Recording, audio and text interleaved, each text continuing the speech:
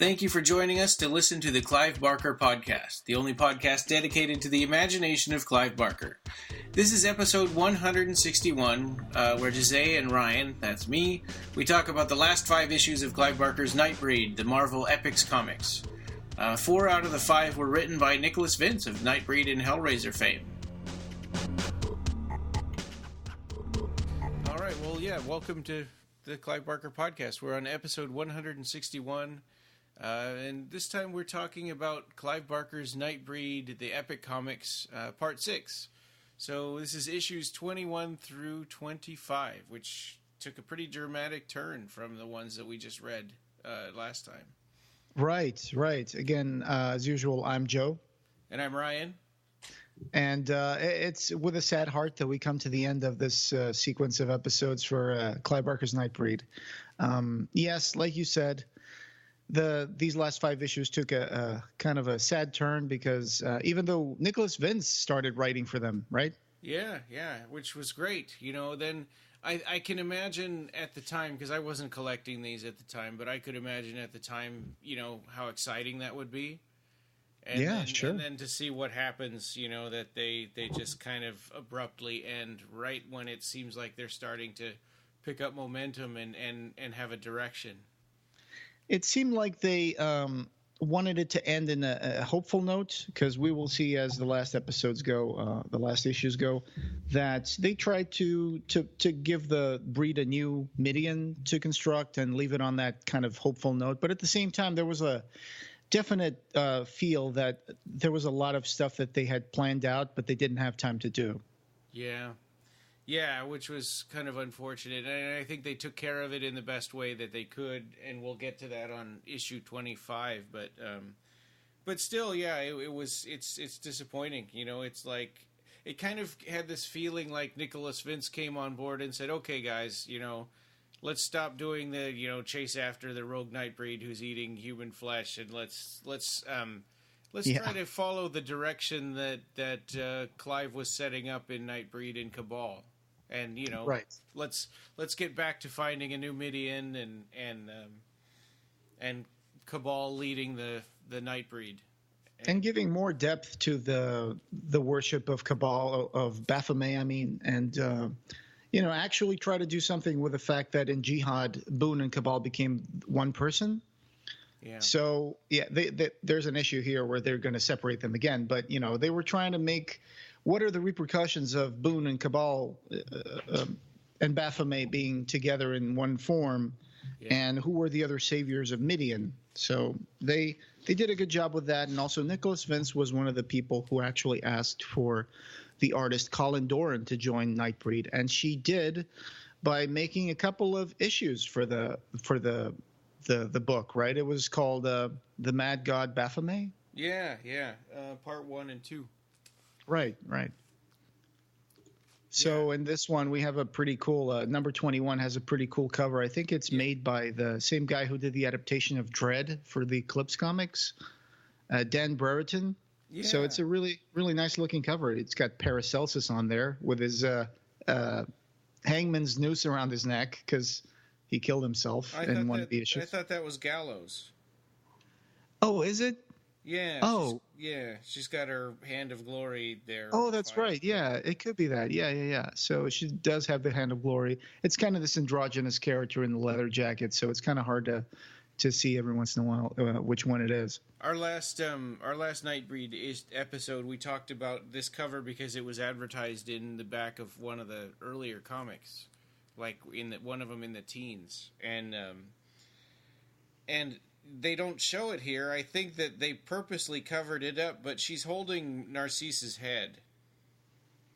Oh, I see. There's a big purple thing that says Baphomet must die going right across his face, because I think they realized, well, we're not actually going to be telling the story of how Narcisse got, got his life back after he got decapitated by Decker. There's still another letter in these 5 issues where someone is still asking them, chiding them, saying, hey, you guys didn't really explain how Narcisse got his head back together in his body and all that. So, people were still like a little curious about that. But Yeah, this is a great pinup. This would make a great poster. And like you said, it's weird that they chose to put this like purple thing in front of it when it's such a nice painted cover. But anyway. Yeah. I think that this was meant to be a cover for something else. You know, for the issues that explained how Narcisse survived. Right, probably. And then they didn't have time to make that issue, but it's a really cool cover, and they didn't want to see it go to waste. Yep. So, because it's a way different cover from the Part 2 one that we're going to talk about after this one. Yeah. So Colleen Doran, she had done some work for Epic Marvel Comics, especially in the Hellraiser comic book, I think. She did a story. If I recall correctly, I haven't read it in a while, but it was about this girl, and she was doing something with paper, and she kind of summons the Cenobites. Oh, it's called Dear Diary, I think, the story. So if you remember that story, Dear Diary from the Hellraiser Marvel comics, that was made by Colleen Doran. Huh. So he worked with her before, presumably. Did Nicholas Vince write that? Issue? Maybe, because Nicholas Vince did write for other stuff, other magazines. So maybe he had worked with her before. I'm not sure about that. Yeah, well, and he did write for Hellraiser too, didn't he? Yeah, he did. I think. Yeah, so that's cool. I mean, so at some point I'd like to go in and visit the Hellraiser comics like we are doing with Nightbreed right now. Yeah, probably next year. Sounds good. Sure. Maybe part of our next year's episode schedule. Yeah, I've been really hammering that out, kind of working on the Kickstarter that we're going to be probably putting up here pretty soon. Right.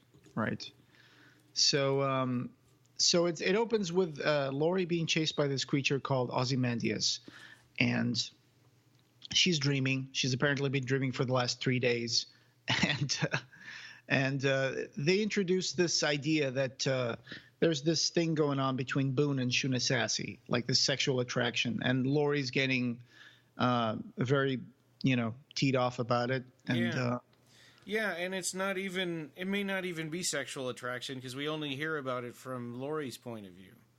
So really all we know for sure is that he's dreaming about her and Laurie doesn't like it. Right. But Laurie, these dreams are not just dreams. They're like these visions that she's having. She's seeing the story of the breed. She's seeing the story of the previous saviors of the breed. And she's going to be the one that tells this to Kinski and Peliquin and Narcisse, which I would imagine they would have known about this because they've been in the breed longer than she has, right? Yeah. That part is a little strange. Mm-hmm. So, and the thing is, after Cabal and Baphomet joined together, apparently the rumor has spread, and more Nightbreed have been making their way to their camp, and they've been filling their ranks with more Nightbreed that are coming from all over the country. Yeah, and we've got some weird stuff going on with Boone and Cabal and Baphomet joined together. They are they're sort of fighting this mental war inside, trying to figure out who's going to be taking over the body. Yeah, like when Laurie awakens, the other breed tell her that she's been sleeping for 3 days, and that Boone said that they were not to disturb her. And, of course, this is going to come in handy when she starts telling them what she saw in her visions. But the thing is that Cabal has been speaking with different voices and apparently also changing shapes. Especially he starts doing that with Ozymandias taking control of his body. Yeah. And then Ozymandias manifests himself.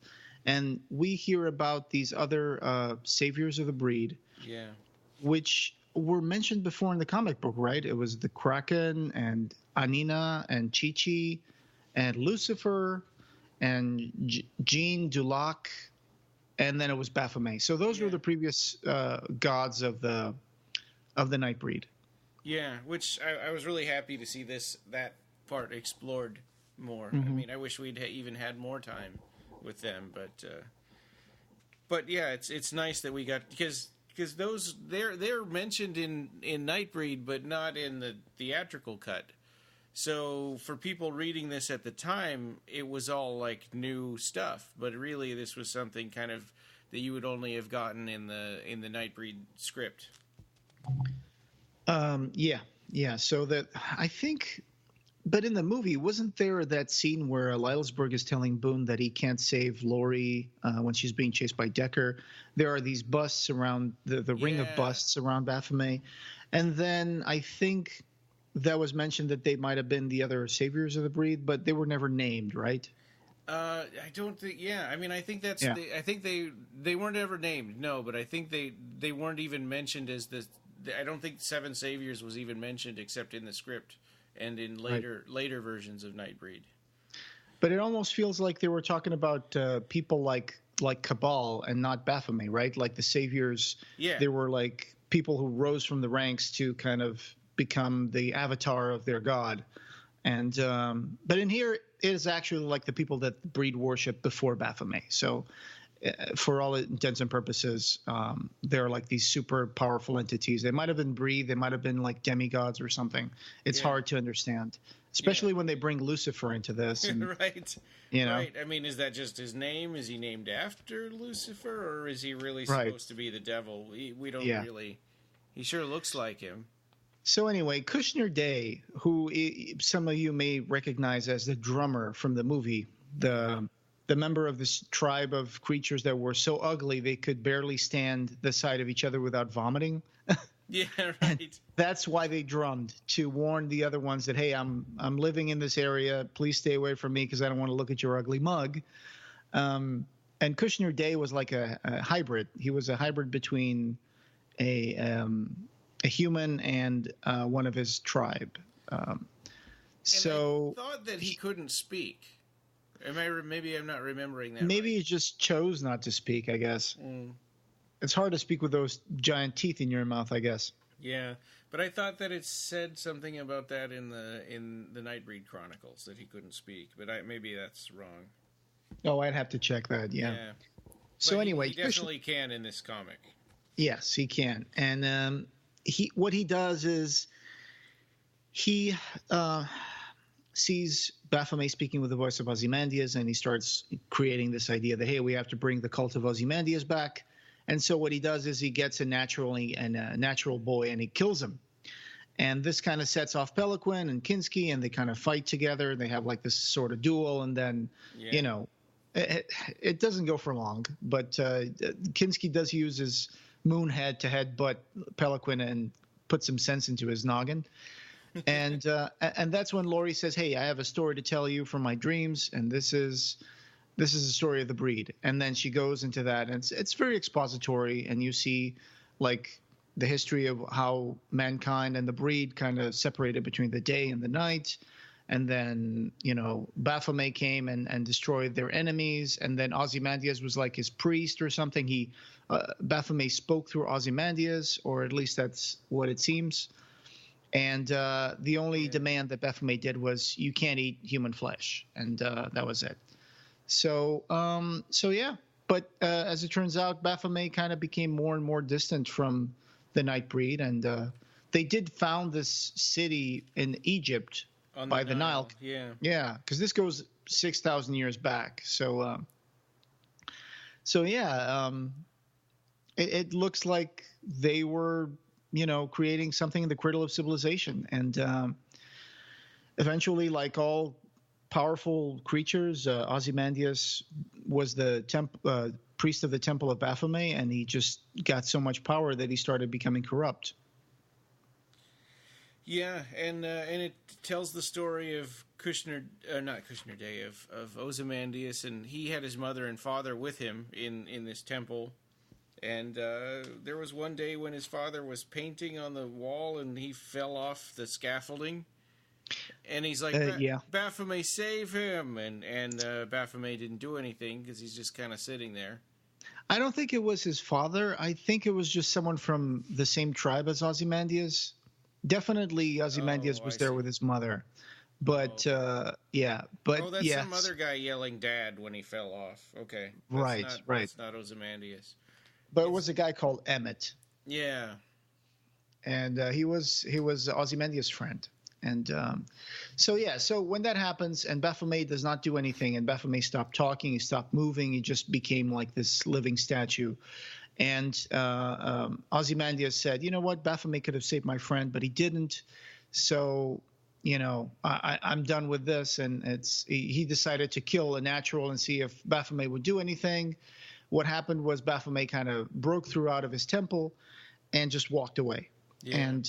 And that's when he realized, hey, you know what? Baphomet doesn't even notice us anymore, and I'll just start pretending like he's talking through me, and I'll just make them worship me instead. And that didn't go well. Yeah. Yeah. So basically, this exposition carries us all the way to the end of the comic, and yeah, and at the end. They kind of decide that, we might have to kill Baphomet if he's taken over by this, Ozymandias. Right, especially because at the end of the comic, the Baphomet Cabal combo finally settled on a form, and the form is Ozymandias, and he says, give me Laurie or you will all die. And Boone has tried to tell Laurie that she knows the secret on how to kill Ozymandias. So for the next issue 22, we have this wonderful cover by Colleen Doran, and it's called The Mad God Baphomet Part 2 of 2. Yeah.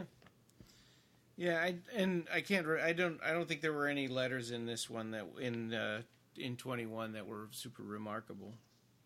No, I don't think so either. Okay. Yeah, so 22, I like this cover better because it really actually one of the few ones that actually shows us what's kind of going on in the yeah comic. It's related. Yeah, it's related to the story, right? Yeah. I have this cover, by the way. I have the original art of issue 22. Oh, that's cool. Yeah, I have it. So of course after go ahead. Oh yeah, I was gonna say it shows Baphomet's mind and this battle between the seven saviors inside of Baphomet's mind, which is pretty cool. Yep. Yeah. So in this comic, it opens up just where the other left off. So the Nightbreed are now hunting down Laurie to give to Ozymandias because they don't want to die, obviously. But of course, you can always trust on Kinski and Peliquin and Narcisse to protect her. And there's an interesting moment where Narcisse is making a diversion so they can take Laurie away from the breed who are starting to fall prey to Ozymandias' spell. And he's just running around the Nightbreed camp, burning everything down. Yeah, right. It's a little chaotic. Yeah. He says, Lady Breed, fly away home. Your house is on fire and your children are gone. Yeah, it's an English language nursery rhyme. Yeah. Yeah. So you also call this Ladybug. Right. Yeah. So that's cool. And of course she's gonna continue her story of what happened. But the thing is that Ozymandias is demanding human flesh, because that was the thing back in his time, was that Ozymandias decided to break free of Baphomet's rule, and he started seeing the humans as meat cattle that they should probably eat. They said, well, the naturals are here for us to eat. We don't eat each other, but we'll eat the naturals. So he wants some meat, and he kicks Kushner Day in the face for suggesting that they eat another Nightbreed instead. Yeah. He's like, we don't eat each other, you idiot. Yeah. Yeah. So, and then meanwhile, inside of Baphomet's mind, we've got Cabal is knocked out and he's just waking up.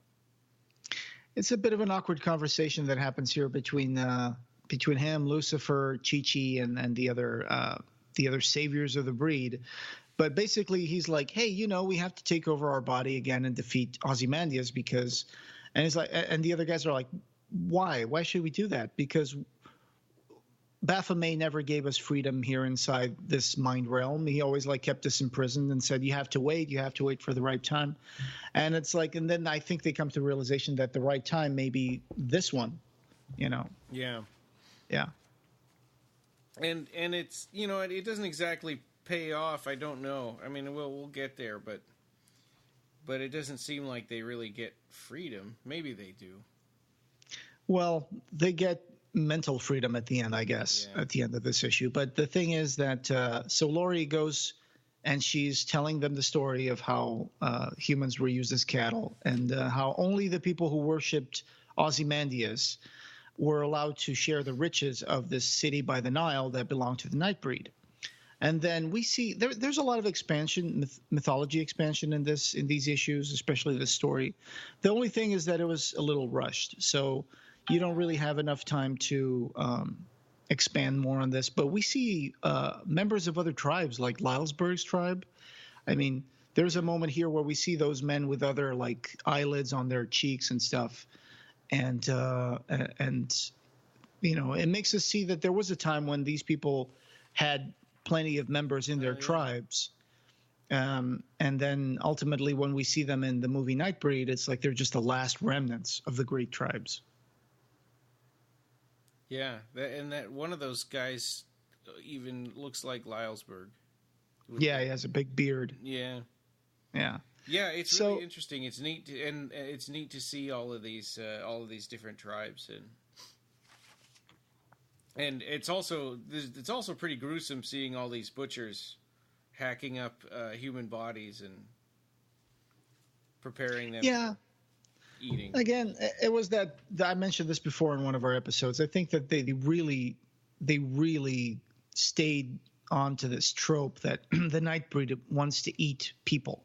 Yeah. And it's like, I don't think every Nightbreed would want to eat people. This is just something I think is wrong. I do too. And it's like, then you make it like, okay, so the Naturals pursue the Nightbreed and hunted them down and killed them because they were different. But then we see that, well, you know, there was a time when the Nightbreed treated humans like cattle and ate them. So it makes it less easy to empathize with the Nightbreed's, you know, plight, because it's like, well, you were doing the same to us. And it's a lot of expansion of one little line in the movie, right? If we eat and we break the law, right?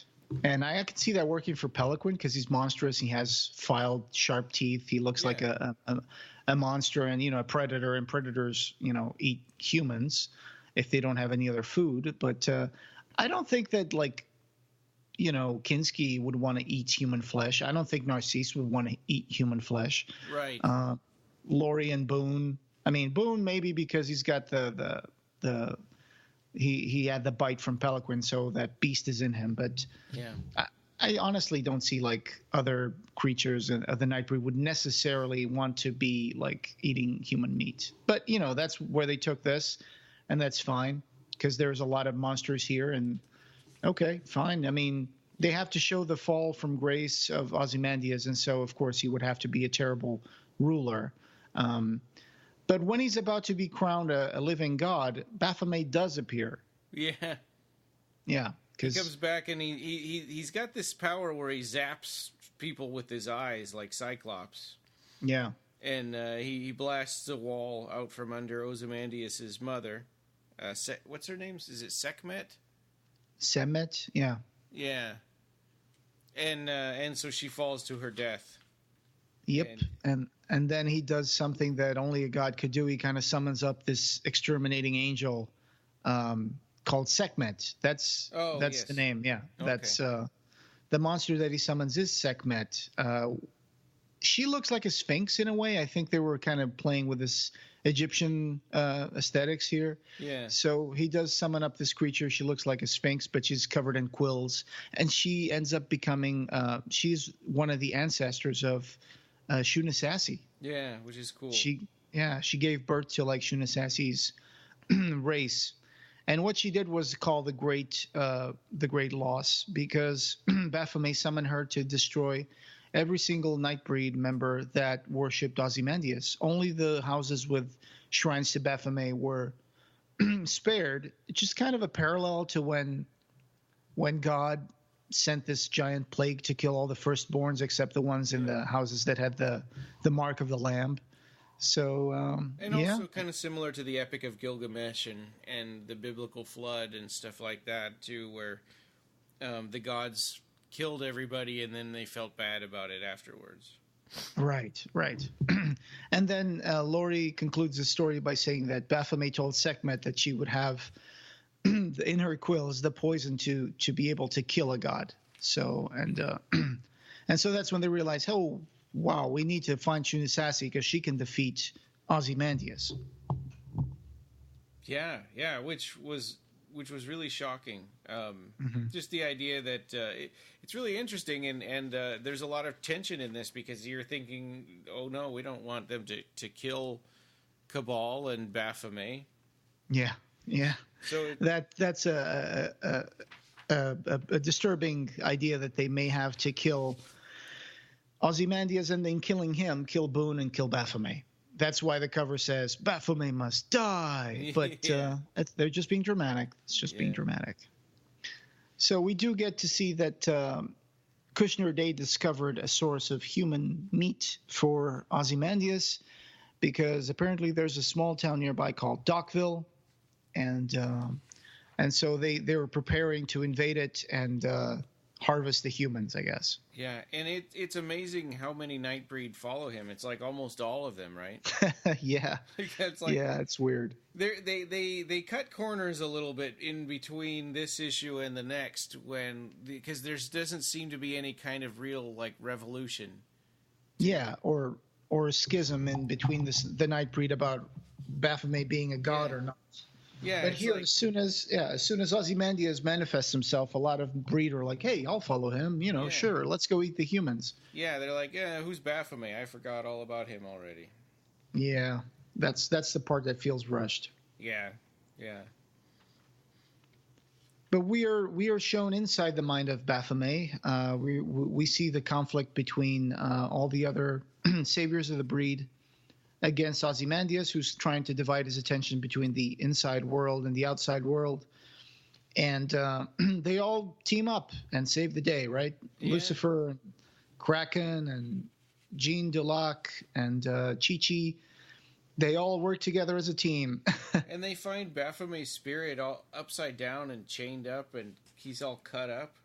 Yeah. It's crazy that Ozymandias would have that much power, against him. And while he's distracted, and all the other breed are marching to Docksville to start harvesting humans, somehow Shunasasi manages to get to Ozymandias, and she touches him, and I think she scrapes him with her quills, maybe. Yeah. And so she's like, "Hey, I don't know if I can kill you, but let's try this experiment." And she kind of affects him enough so that he gets distracted from the strife going on inside his mind. Yeah. And Cabal actually manages to touch Baphomet. Inside the mind, yeah. Yeah, inside the mind. And everything is restored. So, and also not just that, but this is one of those Deus Ex Machina endings where it's like, okay, all he had to do was tag team Baphomet into the match and everything is fine now. Yeah. Because Cabal and Baphomet are now separated again physically, and Baphomet is back to controlling his own body. And then at the end, they just put this panel that's really convenient. It's a panel where you see all the previous saviors of the breed, and then Boone is saying that, we are finally here. There will be a new Midian. Your savior is here. And it's like, okay, so what happened to Ozymandias? Did he just get, trapped inside the mind again? Is there any chance he might come out? Well, it's... Yeah, that part was a little disappointing because it just seemed like we got one page left. We better wrap it up. Yeah. Like Boone tag teams Baphomet and everything's fine except for that one boy who got eaten. So that's going to be another reference for the next few issues. They're going to be like, "Oh, we can't stay here. We killed a boy last night." And it's like, it's been like 2 issues already. You're still in the same night. But yes. So. And at this point, there was no breeding grounds letters section, so you kind of start to wonder, is there something going on with Nightbreed? Yeah, that definitely was, because issue 23 is one of those filler issues. Again, one of those let's track the rogue Nightbreed, right?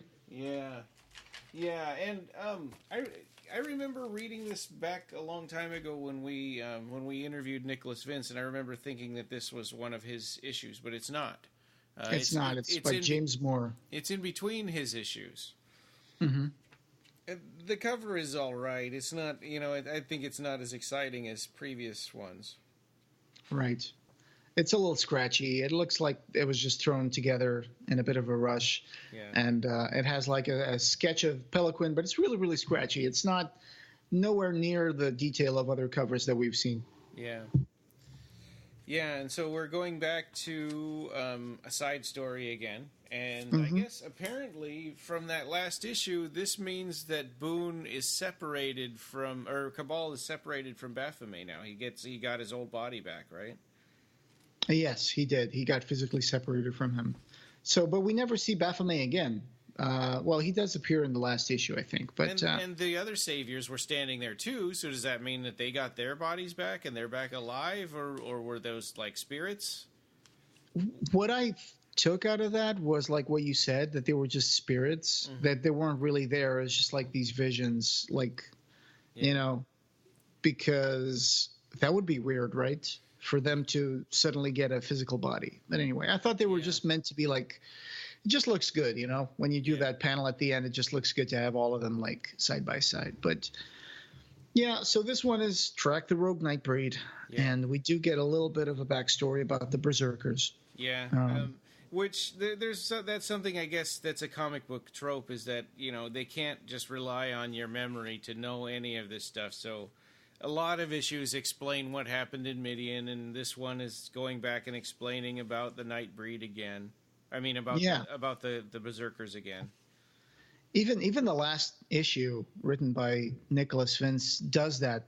Yes. That problematic thing of spending pages just saying, hey, this happened in Nightbreed and Cabal and, and all that stuff. And it's like, okay, well, we know that already. Yeah. We've seen that so many times throughout the comic book. Yeah. But, so what happened here was basically the Berserkers got killed in Jihad, right? They were killed by the Cenobites in that barn where the Cenobites left behind the lament configuration. Right. Asterisk.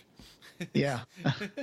Yeah. Yeah, exactly. Except we find out that there was one who was not there at the time when it happened, and his name was Targul.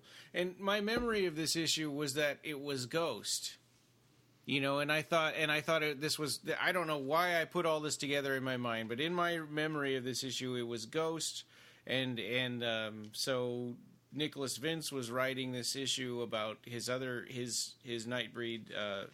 His other Nightbreed character. Right. That's probably what made you think of Ghost, right? That you thought it was Nicholas Vince. It's not Ghost. His name is Targul, and he doesn't even look anything like... His face doesn't look like any of the Berserkers we've ever seen before. Right. Even though his body does have the same shoulder pad things and stuff. So yeah. But we discover why is because Paracelsus created the Berserkers, but he didn't just create them out of homunculi. He actually altered existing Nightbreed to make his Berserkers. So Targul used to be a Nightbreed, a sentient one, someone who, actually prided himself in his looks, and he was turned into this horrible monster that can't even think straight. Yeah. And what happened was when they were being walked into Midian, this Targul was one of the monsters who got loose, and Peliquin happened to be in the way with his girlfriend at the time, Sasha. Yeah. Sasha. And unfortunately, she tried to save Peliquin, and he tore Sasha limb from limb and killed her. So this is called The One That Got Away, because I think there's double entendre here. Of course, it's the one that got away was Sasha because Peliquin lost her. Yeah. And also Targul later escaped, and Peliquin is charged with tracking him because some Nightbreed is killing naturals around the woods, and they have to find out which one it is, and that's when Peliquin goes to track and discovers that it's a Berserker. Yeah, and it's not just any Berserker; it's the one who killed his girlfriend. And I have to say, I mean, I like this story just fine, but I think that they've kind of played out this thing like, you killed Peliquin's girlfriend, he's going to get revenge. Yes. This is the third time we've seen this happen in this comic now. Yes, especially to Pelican, right? Yeah, that's what I mean. Yeah. It's always Pelican. It's like he had a werewolf girlfriend. They killed her, and he's going to get revenge. And then there's that Patsy from the Jihad series. Jihad, yes. Yeah, they killed her, and he had to get revenge. And now it's like, oh, there's this one from the past. Her name was Sasha, and he loved her more than anyone. It's like, well, he loved all of these. There's a panel in another comic where basically Kinski tells Narcisse that he thinks sometimes that Pelican wants to sleep with everybody he just won't kill. Yeah. So, yeah, because that's just who he is. He either wants to kill you or fuck you. So that's Pelican. Yeah, except that he did become monogamous with a few other people. I mean, like Patsy and that werewolf Sasha. Girl. Yeah, and the werefox girl from a few issues back. Right, and they try to say that because of the loss of Sasha, that's one of the reasons that Pelican became so pansexual in a way, that he just constantly got stuck in that mode of just pursuing sex for the heck of it, and just giving up on love. But yes, so Pelican does sniff around, and he finds out that he recognizes the scent of the berserker, and it's Targul, and so that makes it personal. Yeah, and also, isn't it like the Nightbreed? They have. In this comic book, they don't have any luck with love. It seems like love is a curse for the Nightbreed because everyone you love either gets turned into a monster or gets killed, or these poor creatures, they can't really catch a break. Right. Every time we're introduced to a couple, excepting Boone and Laurie, every other Nightbreed couple that exists in here, one of them has to get killed or something terrible happen to them. Yeah, including Laurie and Boone, as we'll see. Yeah, and we're thinking, and that it reminds me of Bloody Bones and what was her name, Sathan? Yeah. The ones that had the baby and the party, and then she got her tongue cut off and she died. Right. Yeah. So Pelican keeps tracking the berserker, and eventually he finds that he killed a woman in the woods, and he killed her just in the same way as he killed Sasha. And again, there's an expositionary double spread here where Targul, we're taken inside the mind of the berserker, and everything is painted red. Yeah. I guess it's to symbolize the confusion and the constant anger that is in his mind. So you see him being transformed against his will, and he recognizes Pelican, and he recognizes Sasha. And Sasha is drawn as a member of his tribe, actually. Do you notice she has the dreadlocks on her head and all that? Yeah, which kind of means that if he could turn somebody that way, why didn't Cabal end up looking like that? Or Laurie? I think it just means that she was actually a member of his tribe, whatever tribe he belongs to. It said in here that she was turned to be like him. Ah, okay. Gotcha. And also, there's something in this double-page spread of Targul's origin. There's a block of text that they forgot to put the text in. Yeah, I was just looking at that. There is a block of text that is empty. It's weird, right? I mean, it shows like a lack of the editor was not doing his job. Yeah. But anyway, so that does happen. I'm also confused about Paracelsus and why did they allow this to happen? Right, those are Nightbreed that are dragging Targul away to change him into a berserker. Yeah, he was hired by the German army. Why would Baphomet and the Nightbreed go along with this, and why would they let Paracelsus live after he did this to people? That's true. They only mention here that Paracelsus regretted it and then confessed to Baphomet, and apparently he got forgiven. But this seems like a pretty serious offense to do to your own kind. So obviously, I don't think this is a really good story. So and so Targul has been on the run ever since Midian was destroyed, and he escaped the culling of the berserkers that the Cenobites did. And so basically, they just put all that filler back into saying what happened to Midian and how Midian fell. Yeah. And then finally, the real meat of the issue, so to speak, is just to see Pelican fight the Berserker. And that does happen in the last few pages. And the fight really doesn't go on for long. it really doesn't go on for long. And what happens here is that, of course, Peloquin is kind of losing the battle, but then Narcisse shows up, and he shows up with a big stick, and he distracts Targol while he's holding the limp body of Peloquin, so Peloquin can recover and grab another bigger stick and just beat the berserker to death with a stick, which seems a little anticlimactic. It also doesn't seem right. I mean, I don't think a stick would do anything to a berserker, right? You would just break the stick. Yeah.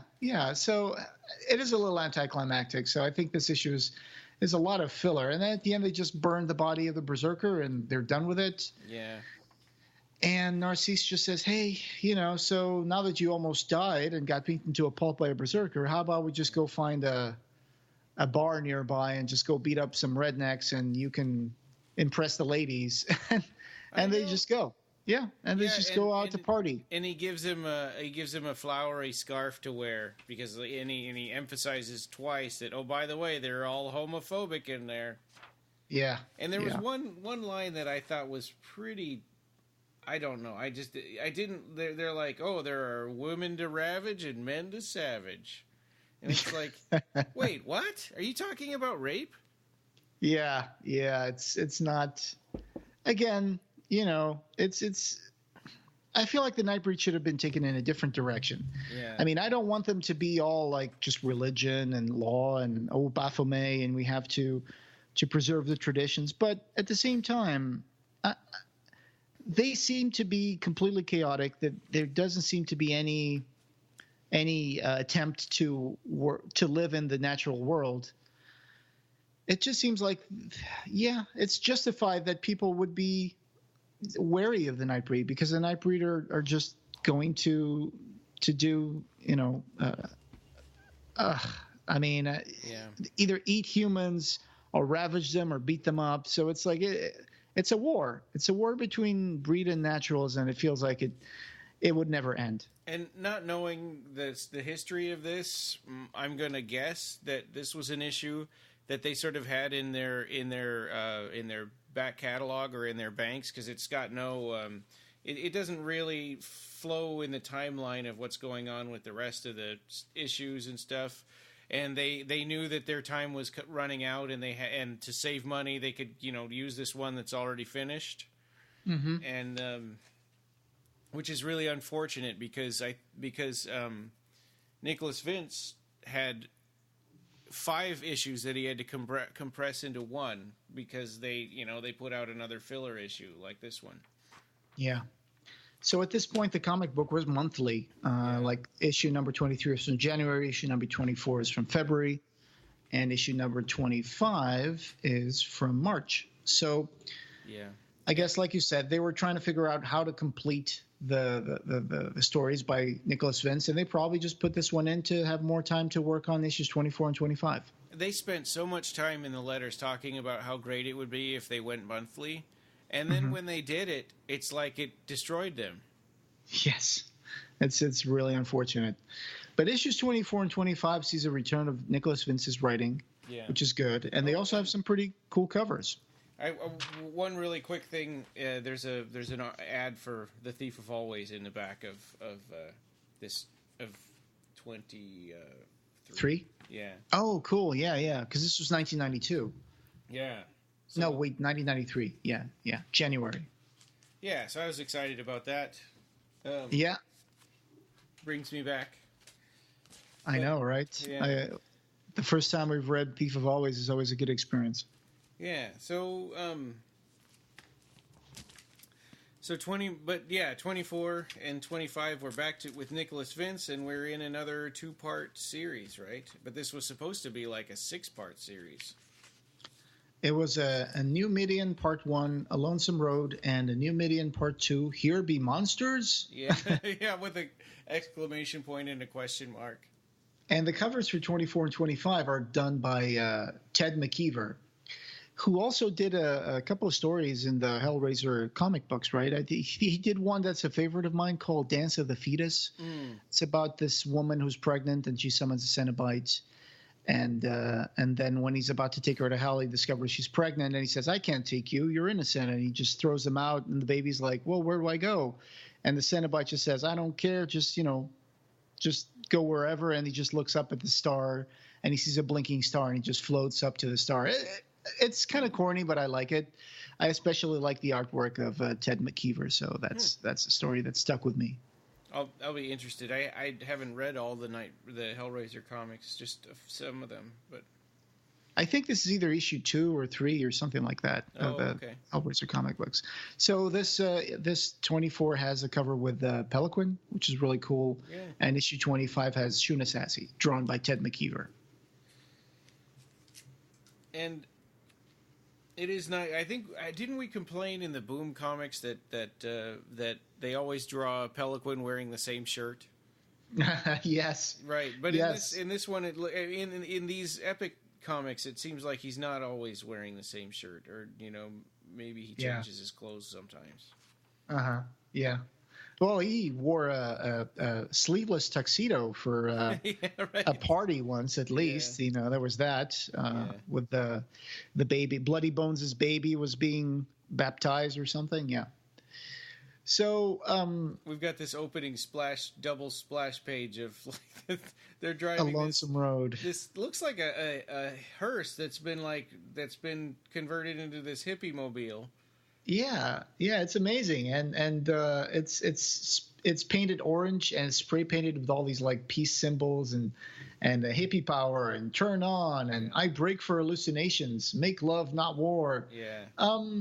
Yeah, it seems like something that they would do, I guess. Yeah, especially Kinski and Peliquin seem to have a thing for like vintage automobiles. Yeah, right. And, or muscle cars, yeah. And we're introduced to this guy that they found, and they knocked him out. So my guess is this character who turns out later to be a reporter. Mm-hmm. My guess is that Nicholas Vince already knew that the Nightbreed was coming to an end, and he had to set up this reporter for next time so that he could do his newspaper article things. That is a really good point. Yeah, I think that's what they did. Yep. Because he's like this character who he's almost like the normal person in like the middle of all this story, and he's trying to make sense of what the breed are and who they are and where they're going, and is trying to get a Pulitzer Prize. So in the next issue, he's going to have a bunch of like articles, and we're going to see things through his eyes a bit. It's interesting. Again, the tension between the triangle between Shuna Sassy, Laurie, and Boone continues. Yeah. We see this funny panel where Shuna Sassy tells Narcisse, "Hey, give that reporter to me for half an hour. I guarantee he'll die smiling." And Laurie's thinking, "Slut." I think she's not thinking it. I think she says it, right? Yeah, she says it. Yeah, she whispers it. Yeah. I mean, the artwork is okay. I mean, it's not particularly interesting, but it seems to be another one of those issues where it's like, oh, let me tell you a story about how I became a Nightbreed. And then, Laurie tells a story of how she met Boone, and then Guido tells a story of how he became a part of the Nightbreed and how he had his boyfriend and all that. And I think the theme here is that they're trying to talk about betrayals and love and what they experienced. But except that earlier, in Guido's origin, they had that he was like homophobic and the old guy killed himself. Right. I mean, he was working at this garage, and the owner of the garage, I think, he never really says why he killed himself. He says it was something I said, and he killed himself. Right, but earlier it was because the guy had hit on him. I remember that. Yeah, from a previous issue, right? Yeah, yes. From that first storyline after it was like 6 through 10 or something like that. Yeah. And I remember that. They are really downplaying Guido's stupid Nightbreed power that he has, where he can rip out his spine and hit people with it. And not just that, it seems like we see him here like pushing up his hands like they were sleeves and just showing the bones underneath. And how does that even work? How would you pull your like skin back up on? Well, I mean, come on. Yeah. How would you put your spine back on, right? but it's just this weird power. So his power is he can separate his meat from his bones and just put it back. Yeah, it's never really defined. Well, and he says he was born in Midian, which is kind of surprising. He doesn't really look like he fits the description of somebody that would have been in Midian their whole lives, or I don't know. I mean, he's hanging around with humans all the time in fixing cars. I think it's funny because the part where we see that Guido is actually gay, and he says we used to horse around after work, him and his friend Kennington. The horsing around part is just a panel with the two of them slapping each other with towels while they're naked. That's kind of funny. Yeah, it's like they want to say it, but not like say it outright.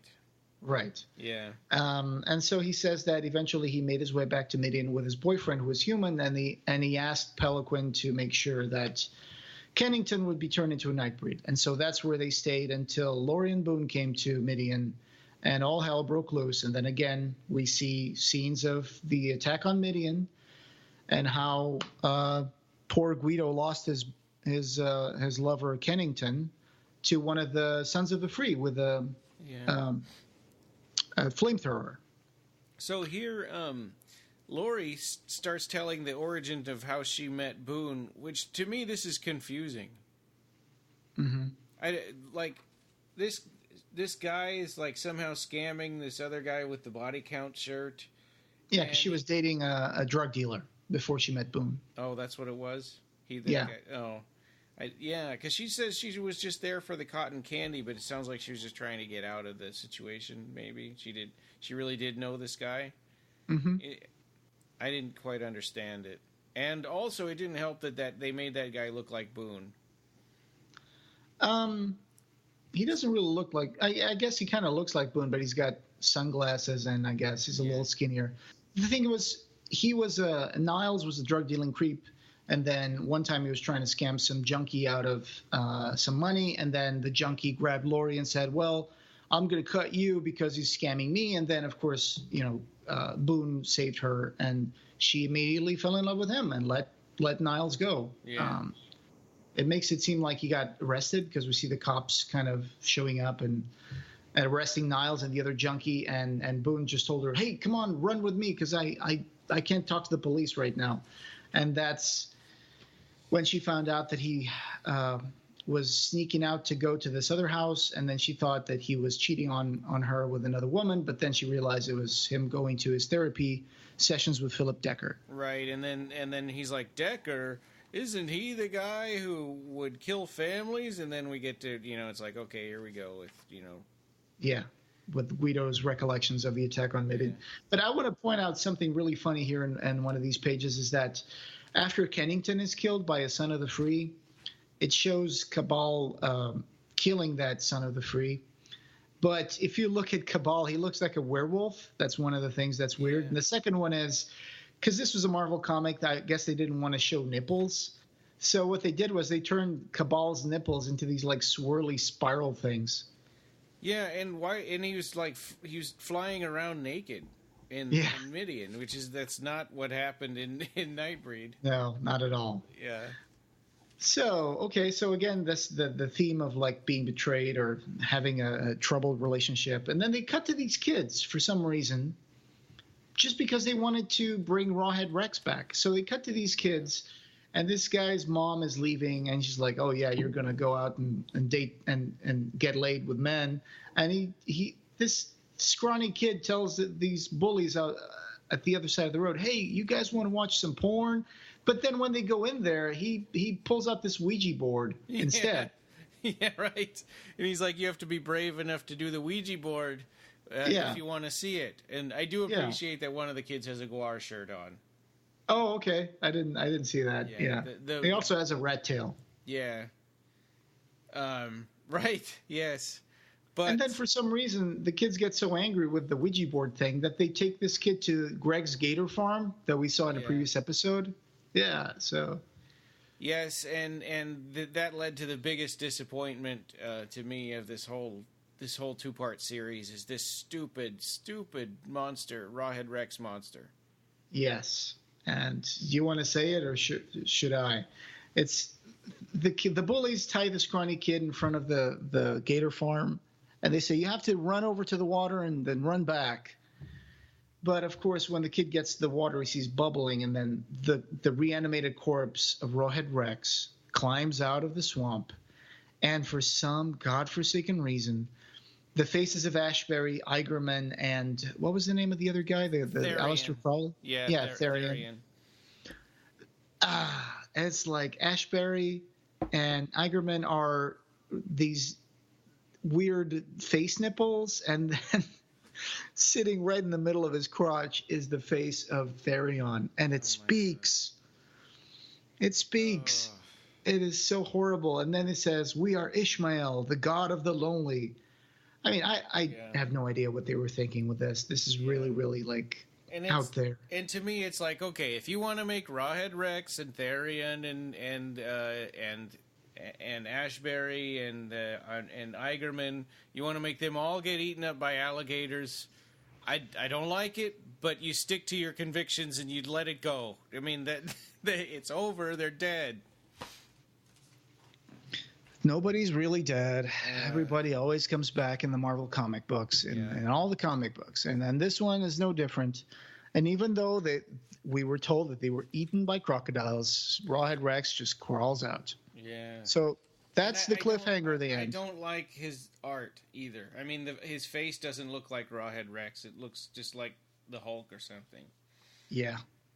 And then we see this. They cut to this TV newsroom in Washington, and we see that same. I'm assuming it's the same guy, Steve. Yeah, and the reporter. I didn't realize that was him. I just got confused when I read this, but then when I read the next issue, it all kind of came together for me. Yeah, and this guy's just getting absorbed in trying to find out more about Midian being destroyed, and he wants to find out about the Nightbreed and all these like weird monsters that are being spotted all over the place, especially slamming cars through windows in shopping malls, right? Yeah, right. Yeah. And we have a breeding ground here section. There's only like 3 letters, 2? Yeah. And, I guess they were trying. People just talking about the Rawhead Rex arc and talking about how they like the covers and one guy couldn't believe that Colleen Doran was a woman, and that and he had an argument with his friend that women can do comic books or something. One guy says that one of his friends said that the comic books were a man's medium and all that, and he didn't think the women had the talent or the guts to get anything of merit in print, which sounds really sexist and stupid. Yeah, it's like that's where you just walk away from that friend. Yeah. So, of course, and the reply is, yes, Colleen is in fact a woman, Steve, and we're glad you're standing up for women in the comic book medium. Nick Vince, in fact, requested Colleen work on his stories because he loves her style so much. I wish that she had come back for these 2. I know. I wish that too. But I think they were just really trying to wrap things up, and probably whatever they were planning to do, there wasn't time to do it, and probably Colleen wouldn't be able to pull the deadlines for this. So I mean, this is. I mean, there's some interesting stuff in this issue, but it's an incoherent kind of a mess. It is. It's very problematic, and it's the comic on its way out, and even the breeding ground letters section at the end of 25 it's kind of sad. It's really sad when they say there's one guy complaining about what they're doing with the comic, and they're like, well, this is the last one, so thanks for your letter. They're like, we agree that Nightbreed deserves the best you can get or whatever. And so I guess that's why they're not doing it anymore. So issue 25 opens with these newspaper articles, right? Like these fake tabloid covers and these little. And I opened this up last night, and I'm like, oh man, I just thought this was going to be like a 10-15 minute read, and like, no, you got to read newspaper articles. It's going to take a while. Yeah. So some people talking about, my car broke down in Dockville, and the same guy, the reporter Steve, he says, I found these people. Their leader was Cabal. They knocked me out.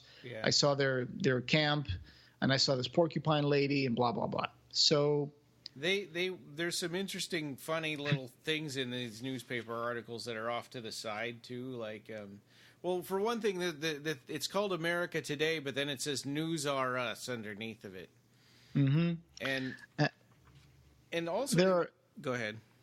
I know. I was just going to say there are a few articles where they reference previous issues, like that a diner was destroyed by a car, and then Valley Forge Mall was destroyed. Of course, that's from another story.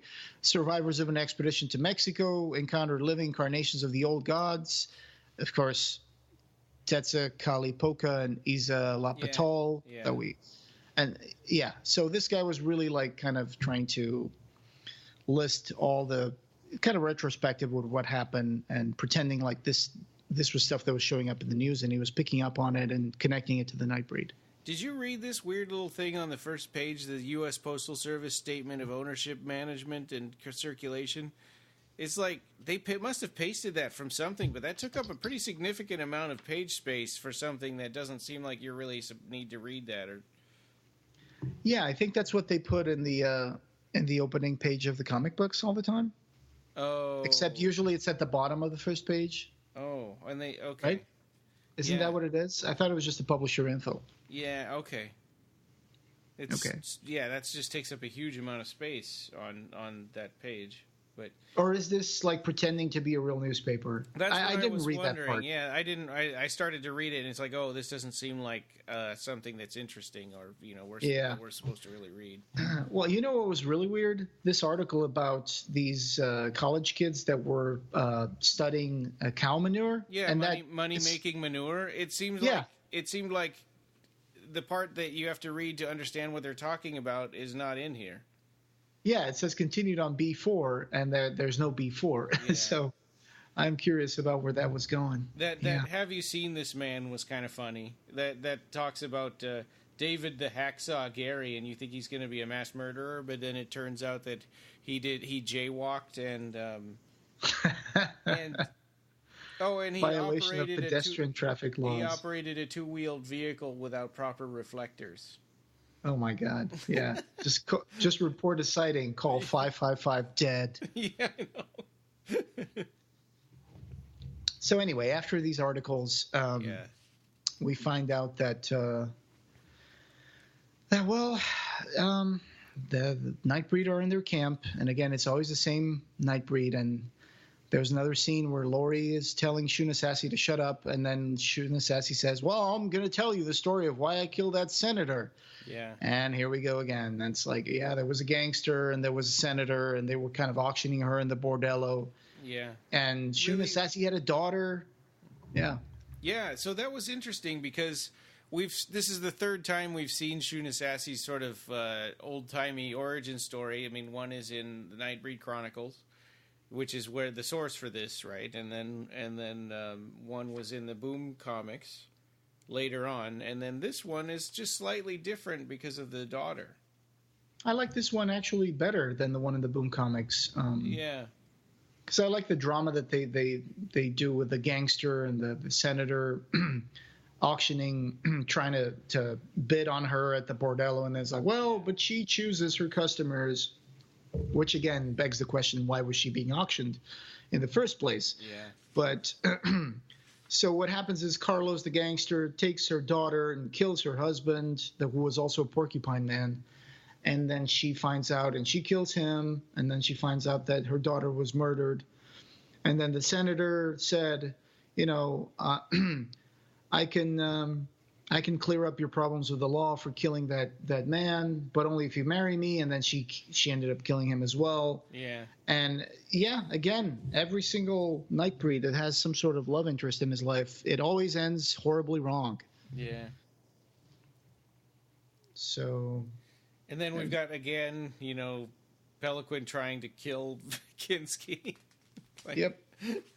And even though that in the last issue we're back in Greg's gator farm in like Alabama or Florida or whatever, all of a sudden we see that the breed has come to New York. They've went all the way across the map to another coast, and they're at New York. And there was an interesting line from Boone where he said, like, "Oh, I put the call out on the wind," which was which is a reference to the script of Nightbreed, right? And what we later found out in the director's cut and the Cabal cut that, on the next wind or maybe the next. Yeah. So this was kind of taken literally, meaning like he can sort of call out on the wind, and then all the Nightbreed will come. Well, if you look at Aberrat, but that's a different world, of course, a different universe. Clive likes to do stuff like that. He likes to. In Aberrat, there were these like little voices in the wind of the Aberrat, right, that carry the news of what was going on everywhere. You remember that? That No. We're talking about what Candy was doing in Malingo, and that's why she comes across people doing plays based on their adventures. I think it's on Aberrat 2. Yeah. Sometime I want to revisit Aberrat, but I was thinking maybe not next year, maybe the year after. Like if when Aberrat 4 comes out, we might want to, dig into those. Right. So, like you said, this issue also has yet another battle between Kinski and Peliquin, because Peliquin is ravaging a woman in Hackensack, New Jersey. And all of a sudden, while he's kissing her, she gets stabbed in the back by Kinski and murdered, and Peliquin doesn't understand why he did it. And then Kinski says, no, look at her hand. She was holding like an ice pick, and she was going to kill you. Yeah. Okay, I guess that seems weird. But again, Peliquin was hooking up with a woman, and she ends up dead. And, then Kinski goes and says, oh, let me tell you the story of when I was in love, and I used that St. Vito's dissolution, and here we go. We get yet another, probably the second time they mentioned what happened to Kinski, how he used that filter, and he looked at the moon, and he ended up making his face look like the moon. And then he discovered he was betrayed by his love, because the guy who sold him the potion actually charged him twice, and he made another potion for himself, and he made himself handsome and stole his girl. Yeah, that's pretty lousy. Come on. Yeah. So yeah. So I don't understand. I guess this is. Then we go into this guy that's yelling about revelations in the Four Horsemen of the Apocalypse, and then you see a painting of them, of the Four Horsemen, right? I mean, but it's just. And this is Halloween, so there's people dressed up like monsters. But I'm guessing that the Four Horsemen of the Apocalypse weren't really there. That was just sort of illustrating what he was yelling about. Yeah, and that guy kind of reminds me a little bit of Reagan in a way, right? Yeah. Yeah, and they say like, "Oh, don't mess with him. We've got plans for him later." But he never shows up again, right? Well, no, and that's not even like the part I understand the least. The part I understand the least is what happens when Cabal tells Debris that something's going to happen tonight, and it's like, you can go out and party because it's Halloween. Everybody thinks your faces are masks and stuff. So, and then there's a blood moon. The moon becomes red, and these four creatures come flying down. Mm-hmm. And are they Nightbreed? What are they? One of them is wearing jeans and all-stars, but he has the body of a minotaur with wings and stuff. It's like, I don't understand what's going on. Yeah, and it seems like the Nightbreed are in on what's happening, because Cabal told them to expect an apocalypse and then go down to hell. And then what they figure out is that when all hell breaks loose, they have to go down into the subway tunnels. And that's where they find Baphomet and Cabal. And he says, this is the new Midian. This is where we're going to live under the ground in New York. But I'm like, but what's happening up there? I don't understand what's happening. Yeah. Are people dying? There's fire everywhere. What's going on? Yeah, how did that happen? And these guys that are supposed to be like from Revelations or whatever, that are flying down. Yeah. They just look like Nightbreed to me. I mean, why else would he be wearing jeans and Converse? I know, but I just don't understand it. And then, of course, Ishmael shows up.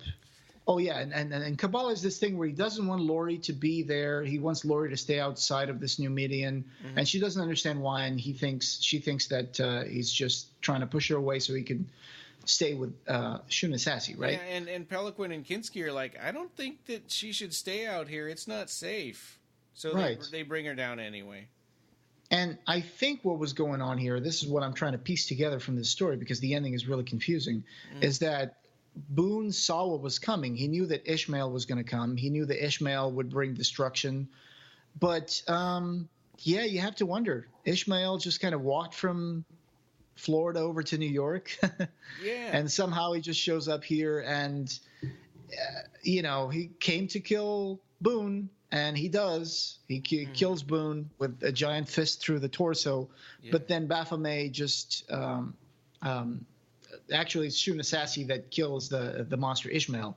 Again, another anticlimactic moment. It's like, oh yeah, this giant monster, the god of the what was Lonely? Lonely people. Yeah. He shows up and he can kill Cabal, but Shunasasi just kills him with a few quills. And she puts a bunch of quills into Cabal too for no good reason. Right. So she Cabal's could have aimed dead. better. She didn't have to throw all of her quills, right? She could have just thrown a few of them right into the Ishmael.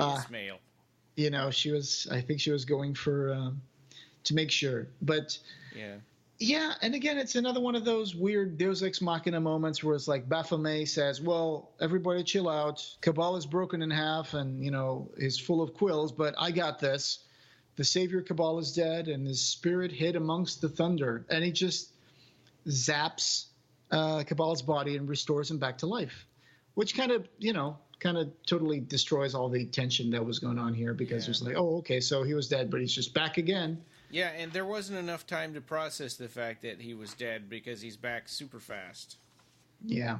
And at the end, the reporter up in New York where everything is burning and the cars are destroyed and stores are smashed and Shunasasi meets that reporter, Steve, and he says, hey, are you looking for a store to sell your papers? And he says, yeah, I want to tell your story. And it's like, they won't believe you, especially when they find the drugs we put in New York's water supply. And I'm like, what? Yeah. So was there anything going on? Were there 4 horsemen of the apocalypse showing up? Are the fires real? I'm so confused. Yeah. It makes the breed out to look like these weird, like really chaotic, really like disruptive creatures. I mean, they went to New York, but what they did was they created a riot and a fire in the streets. So, and then she just kills him. She really just kills him. And she throws quills into him and pushes him into the fire. Yeah. And she says, well, you're not going to write your story because I'm going to kill you. And people are going to forget us and they're going to think this was all a hallucination. Because, you have to forget us because what she says, we understand we are your fears made flesh and what you fear you destroy. Again, another wonderful reference to the movie. But that's it. And says, and so the monster dances in the moonlight, partnered by the ghosts of those who love her. The end. Mm-hmm. Yeah, I mean, it was a tough job that he got trying to fit these 5 issues into 2. Yeah. And it didn't help that there was so much backstory from the Nightbreed Chronicles that they, that took up space. Yeah. So there's a letter here with someone saying, hey, you guys are going to make any T-shirts and all that. And it's like, I'm afraid we won't be producing any merchandise anytime soon. In fact, we won't even be producing a comic after this hot little issue you got in your holding. Sad to say, Nightbreed is moving on to the big Midian in the sky.